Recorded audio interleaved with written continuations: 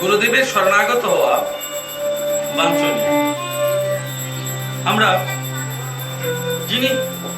যেই গুরুদেবেরই আশ্রয় গ্রহণ করি না কেন, আমরা যেই গুরুদেবের আশ্রয় গ্রহণ করি না কেন,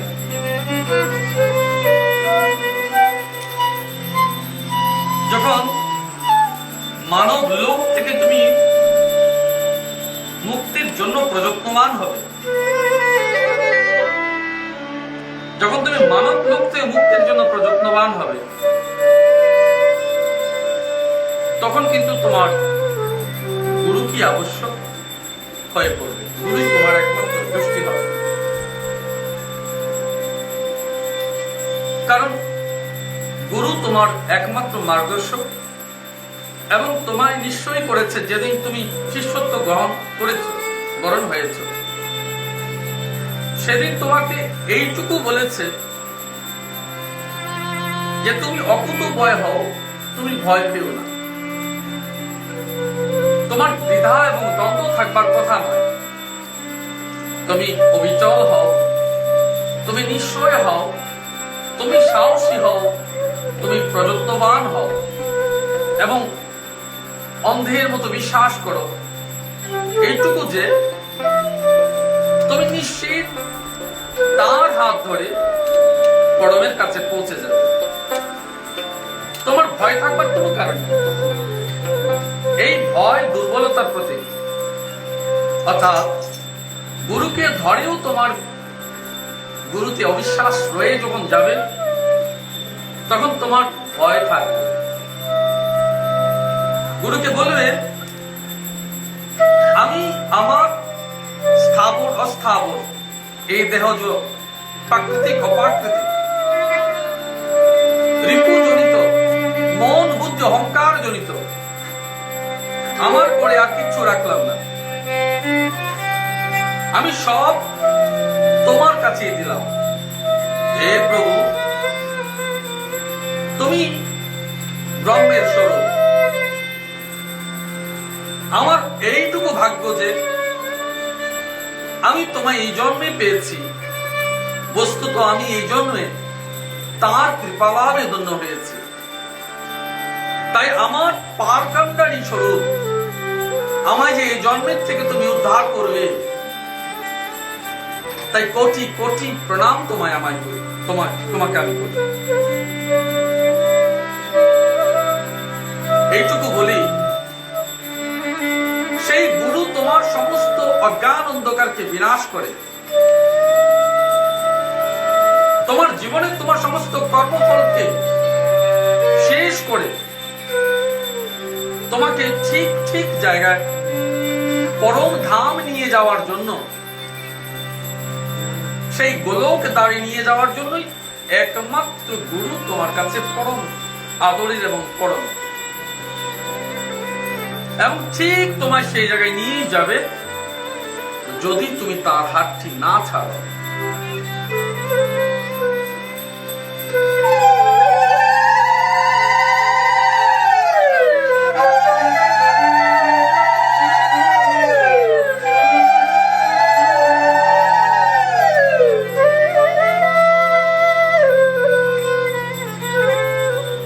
গুরু মন্ত্র নেওয়ার আগে একটা শপথ বাক্য নেওয়া উচিত।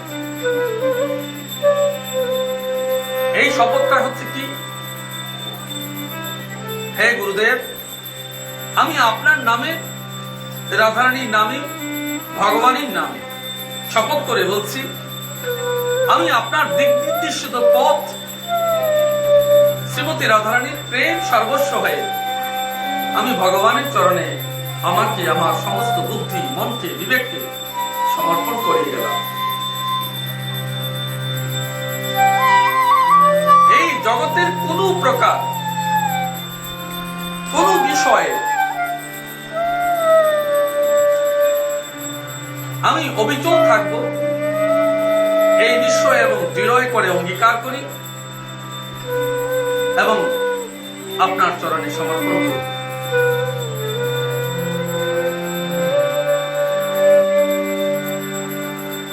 এই অনন্ত জন্মের ভক্তগণ, তোমরা এক জন্মের ভক্ত এমন নয়, যুগ যুগান্তর ধরে, জন্ম জন্মান্তরে ভগবান কৃষ্ণের প্রেম এবং ভক্তির সোপান স্বরূপ এই জন্য মুক্তির জন্য এসছো। যারা কৃষ্ণ ভক্তির ভগবানের কথা শুনবার জন্য এসছো, তারা এক জন্মের জন্য নয়, অনন্ত জন্মের যাত্রী হয়ে এই জন্য এসে দাঁড়িয়েছ। আমরা যখন বড় স্টেশনে দাঁড়াই, তখন ছোট ছোট অসংখ্য স্টেশন থেকে এসে এক জায়গায় জমায়েত হই। এবার আমরা গোলক যাত্রা করব। তো এই জন্য আমরা বিভিন্ন জন, বিভিন্ন ভাবে, বিভিন্ন রূপে, জন্ম জন্মান্তর হয়ে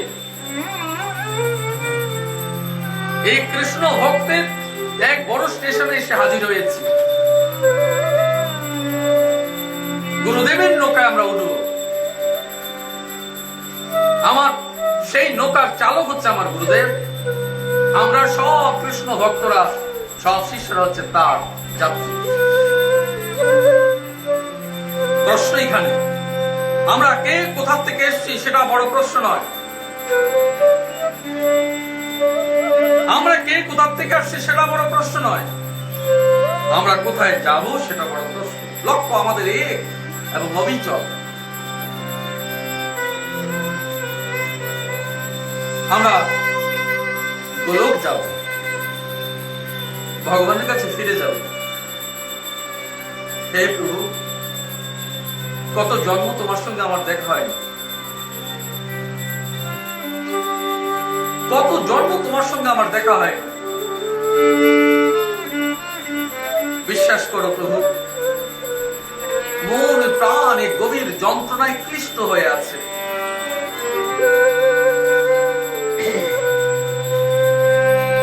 তোমাকে শুধু একবার দেখবো বলে, তোমার আমার সেই নিবাসে ফিরে আসবো বলে। তোমাকে কি বলে ধন্যবাদ দেই গুরুদেব। তুমি তো আমার মৃত্যুকে তুমি গোবিন্দের কাছে ঠেলে দিয়েছ। আমি তার কাছে আসবো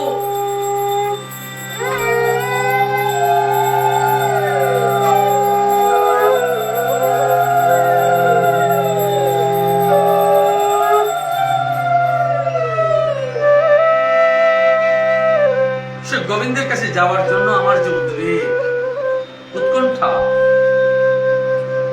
দীর্ঘ জীবনের উৎকণ্ঠা, দীর্ঘ পথের উৎকণ্ঠা, সেই জায়গায় এসে থেমে যায় এই বলে যে যা বড় আনন্দের দিন এসে গেছে। আমরা গোলক বাড়ি ফিরে যাব। পুজোর দিনে, উৎসবের দিনে সবাই ট্রেন বোঝাই করে বাড়ি ফিরে যায়।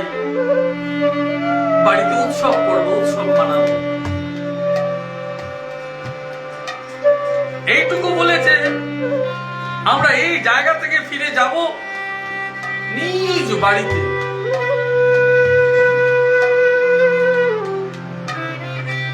উৎসব মানাবো। মন চঞ্চল হয়ে আছে।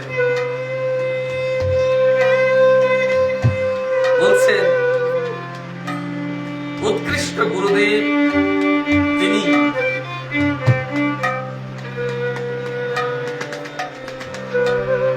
বেদ ও পারদর্শী হওয়ায় সঠিকভাবে বিদ্যাধ্যয়নে সক্ষম, যিনি তোমায় আত্মবিদ্যা শেখালো, যিনি তোমায় গোলক যাওয়ার প্রস্তুত করে দিল। বলে এই স্থূল দিয়ে গোলক যাবো কি করে? একটা প্রশ্ন তোমার কাছে থেকে গেল, প্রভু এই স্থূল দেহে গোলক যাবো কি করে? কি করে যাব? ও তো দেহ রেখে যেতে হবে।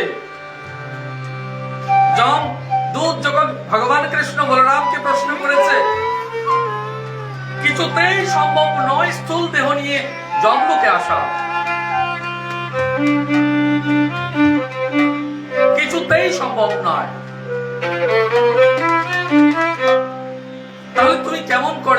স্থূল দেহ নিয়ে গোলক যাব।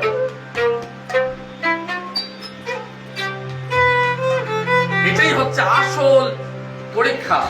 প্রত্যেক ভক্তের আসল পরীক্ষা হচ্ছে এই জায়গায় যাবে। মনি মন, তুমি যে জায়গায় আসছো সেই জায়গা থেকে তুমি তার কাছে মন রূপ হয় সূক্ষ্ম রূপে তুমি তার কাছে ফিরে যাবে এবং তুমি জানবে তুমি স্থূল রূপে সেখানেই তুমি অবস্থান করছো, তুমি সম্পূর্ণ রূপে সেখানে যাচ্ছ।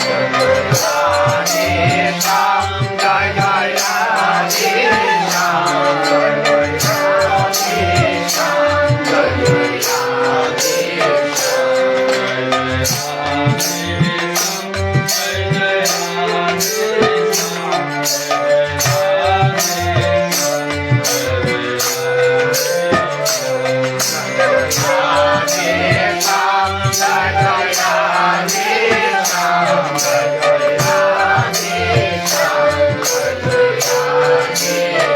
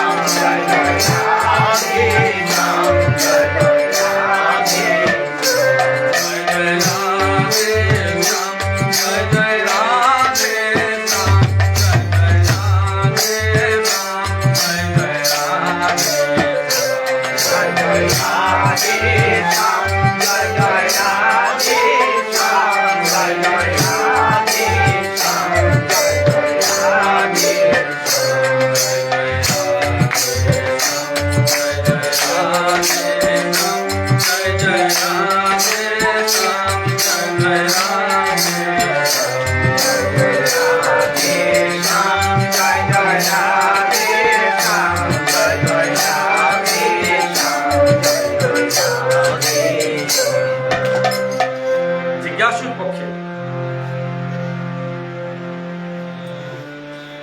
নিজ গুরুদেবকে পরম প্রিয়তম আত্মা ও ইষ্টদেব জ্ঞান রাখা প্রয়োজন। জিজ্ঞাসুর পক্ষে যিনি প্রশ্ন করবেন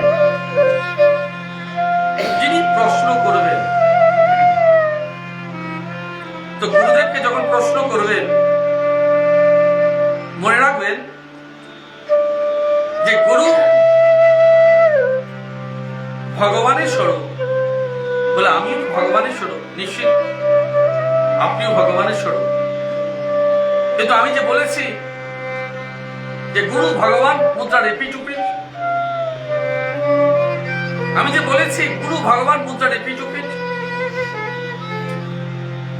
তো গুরুকে যখন প্রশ্ন করবে জানবে পরমাত্মাকে তুমি প্রশ্ন করেছ। গুরুকে যখন প্রশ্ন করবে জানবে পরমাত্মাকে প্রশ্ন করেছ। তোমার ভাব, তোমার মন, তোমার প্রাণ, তোমার সব ওই রকম ভাবে তার কাছে উপস্থিত করে তুলবে, সমর্পণ করে তুলবে। এবং তুমি জানবে আমার প্রাণের কাছে প্রাণ প্রশ্ন করছে, আমার প্রাণটুকু ওই প্রাণের কাছে প্রশ্ন করছে।